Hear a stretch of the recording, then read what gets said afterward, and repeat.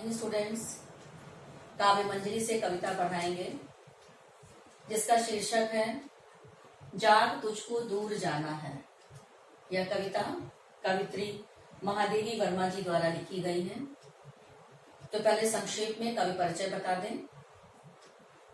मंगला प्रसाद पारितोषिक, सक्सरिया पुरस्कार, ज्ञानपीठ पुरस्कार, भारतेंद्र पुरस्कार जैसे साहित्यिक पुरस्कारों तथा भारत सरकार द्वारा पद्म भूषण पुरस्कार से सम्मानित महादेवी वर्मा छायावाद के प्रमुख स्तंभों में से एक हैं। इन्हें आधुनिक काल की मीरा कहा जाता है। करुणा तथा भावुकता इनके गीतों की, इनकी रचनाओं की विशेषताएं हैं। महादेवी वर्मा जी द्वारा लिखी यह प्रस्तुत कविता जाग तुझको दूर जाना है। यह कविता एक प्रबोधक कविता है। यह कविता पाठकों को प्रबोधित कर प्रबुद्ध बनाती है।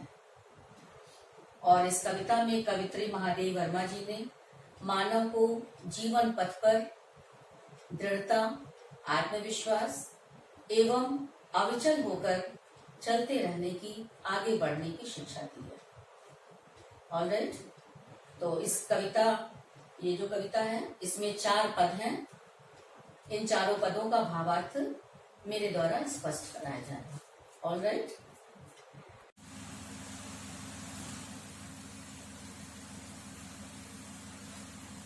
शीर्षक है जाग तुझको दूर जाना है। प्रस्तुत पद में कवित्री ने जीवन के लक्ष्य को पाने के लिए मार्ग में आने वाली बाधाओं को दूर करके आगे बढ़ने के लिए प्रेरित किया है।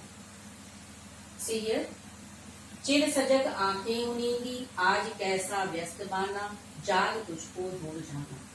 कवित्री कहती हैं कि सदैव सजग रहने वाली आंखें आज उनींदी कैसे हैं, मीन्स आलस्य से कैसे भरी हैं। आज कैसा व्यस्त बाना, बाना मीन्स वेशभूषा, आज तेरी वेशभूषा कैसे अस्त व्यस्त है। जाग तुझको दूर जाना, जबकि तुझे दूर जाना है। तेरा लक्ष्य अभी बहुत दूर है, उसको पाने के लिए तुझे अभी लंबी यात्रा करनी है, इसलिए हे पथिक तू जा। नेक्स्ट लाइन, अचल हिमगिरि के हृदय में आज चाहे कंप होले, या प्रलय के आंसुओं में मौन अलसित क्यों हो। मार्ग में चाहे जितनी भी बाधाओं का सामना क्यों न करना पड़े, चाहे अचल मीन्स अधिक रहने वाला जो हिमालय है उसके हृदय में आज चाहे भले ही कंपन हो जाए।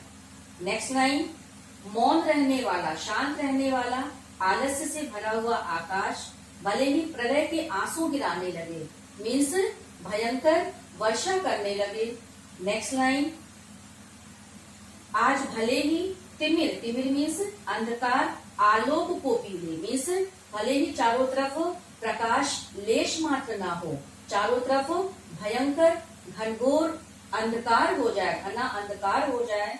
या नेक्स्ट लाइन, विद्युत की चमक के साथ भयंकर गर्जन करने वाला तूफान आ जाए, पर हे पथिक, पर तुझे है नाश पथ पर चिन्ह अपने छोड़ आना।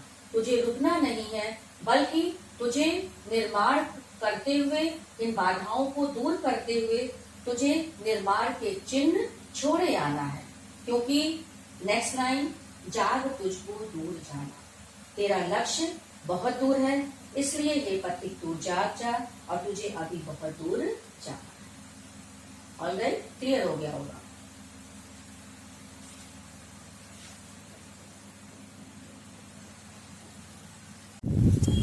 दूसरा पद पढ़ाएंगे। इस पद में कवित्री ने मन को सजग करते हुए सांसारिक आकर्षणों की ओर ध्यान न देने के लिए प्रेरित किया है। सी ऑल ऑफ यू, बांध लेंगे क्या तुझे यह मोम के बंधन सजीले, पंथ की बाधा बनेंगे तितलियों के पर रंगीले। कवित्री कहती है कि यह जो सांसारिक आकर्षण है, सांसारिक सौंदर्य, उसके बंधन मोम की भांति सजीले हैं, अर्थात मोम की तरह कोमलहीन है, बलहीन है।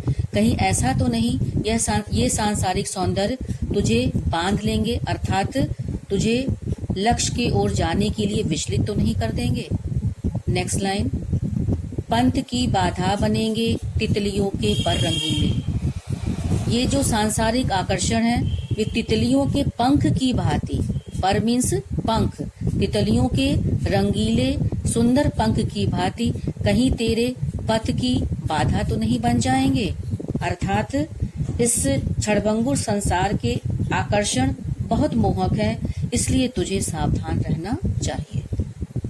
विश्व का क्रंदन भुला देगी मधुप की मधुर गुनगुन, क्या डुबा देंगे तुझे यह फूल के दल ओस कीले। कवित्री कहती है कि यह भौरे की मधुर गुनगुनाहट कहीं ऐसा तो नहीं तुझे विश्व का क्रंदन भुला देगी। क्या डुबा देंगे तुझे यह फूल के दल ओस कीले, तू न अपनी छाह को अपने लिए कारा बनाना। कवित्री कहती है कि फूलों के जो दल हैं जो ओस के जल से गीले हो चुके हैं, कहीं ऐसा तो नहीं कि वे अपनी खुशबू से, सुगंध से, मस्ती में तुम्हें डुबो तो नहीं देंगे।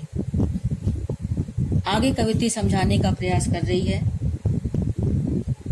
कि इसलिए तुम्हें यह समझ लेना चाहिए कि ये सांसारिक सौंदर्य, सांसारिक आकर्षण छाया के समान है, ये स्थिर नहीं है। इसलिए तुम्हें इन बंधनों में नहीं पड़ना है तुमको, क्योंकि अभी बहुत दूर जाना है। अपने लक्ष्य को प्राप्ति के लिए तुम्हें हमेशा तटस्थ होते हुए मार्ग में आने वाली विपदाओं को, मुसीबतों को, विघ्न का नाश करते हुए अग्रसित होना चाहिए।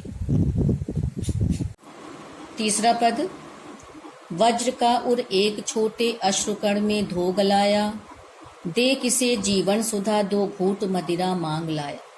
कवित्री आगे बढ़ने की प्रेरणा देते हुए कहती है कि तेरा जो वज्र के समान कठोर हृदय था, क्या तूने थोड़े से आंसुओं के कर से उसे धोकर गला दिया है।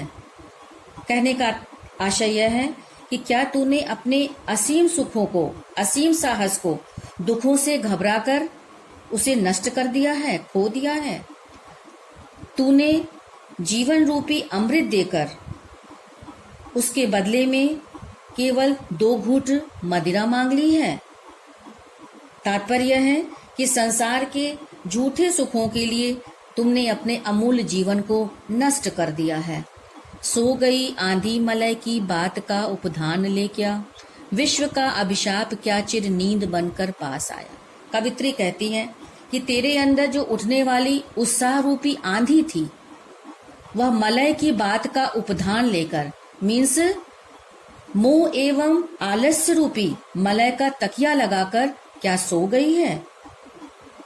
नेक्स्ट लाइन, क्या विश्व का अभिशाप तेरे आलस्य रूपी नींद के रूप में तुम्हारे पास आ गया है। तात्पर्य यह है कि तुम्हारे मन में, हे पथिक, तुम्हारे मन में आलस्य आ गया है, जिसने तुम्हारे सारे उत्साह को समाप्त कर दिया है, ठंडा कर दिया है।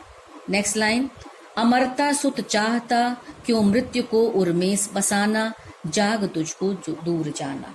कवित्री कहती है कि हे देवपुत्र, तू अपने हृदय में मृत्यु को क्यों बसाना चाहता है, इसलिए तो इन सब को त्याग दे, तू सजग बन और आलस्य को त्याग कर अपने पथ पर आगे बढ़ता जा, क्योंकि तुझे अभी बहुत दूर जाना है और अपने लक्ष्य को प्राप्त करना है। अंतिम पद पढ़ाया जाएगा। कह न ठंडी सांस में अब भूल वह जलती कहानी, आग हो उर में तभी दृग में सजेगा आज पानी। हमारे जीवन की जो जलती कहानी, मीन्स कष्टों से भरी कहानी है, उसको सुनाकर, उसका वर्णन कर हमें कभी ठंडी सांसें नहीं भरनी चाहिए, आहें नहीं भरना चाहिए। मीन्स उसे भूलकर हमें आगे की ओर बढ़ना है। नेक्स्ट लाइन, आग हो उर में तभी दृग में सजेगा आज पानी। जब उर मीन्स हृदय में जब आग होगी तभी हमारी आंखों में पानी सजेगा, मीन्स हमारी आंखों से करुणा के आंसू बहेंगे। हार भी तेरी बनेगी माननी जय की पताका, राख छड़िक पतंग की है अमर दीपक की निशानी। कवित्री कहती हैं कि यह जो हार है उस हार से हमें कभी घबराना नहीं चाहिए, क्योंकि वह जीत की पताका होती है, जीत की सीढ़ी होती है। नेक्स्ट लाइन, पतंग का जीवन क्षणिक होता है, परंतु दीपक के चिन्ह हमेशा अमर होते हैं। नेक्स्ट लास्ट लाइन, है तुझे अंगार शैया पर मृदुल कलियां बिछाना, जाग तुझको दूर जाना। कवित्री आगे प्रेरणा देते हुए मनुष्य को कहती हैं कि जीवन रूपी शैया भले ही अंगारों से सुसज्जित हो, मीन्स भले ही कठिनाइयों से कष्टों से भरा हो, हमें उस पर कोमल कलियों को सजाने का प्रयास करना होगा, अर्थात उसको दूर करने का प्रयास करते हुए अपने जीवन पथ पर आगे बढ़ना चाहिए, क्योंकि जाग तुझको दूर जाना, हमें जागृत होते हुए आगे बढ़ने की आवश्यकता है। क्लियर हो गया होगा। तो इस प्रस्तुत कहानी के माध्यम से कवित्री ने यह बताया है कि जीवन यात्रा आसान नहीं होती, कभी भी सहज नहीं होती, क्योंकि हमारे जीवन में अनेक बाधाएं, संघर्ष, असफलताएं आती रहती हैं, लेकिन हमें इस जीवन रूपी पथ पर निर्भीक होकर हमेशा आगे बढ़ते रहना चाहिए। क्लियर हो गया। तो ये लेसन कंप्लीट हो गया है। अब इससे संबंधित प्रश्न दिए जाएंगे।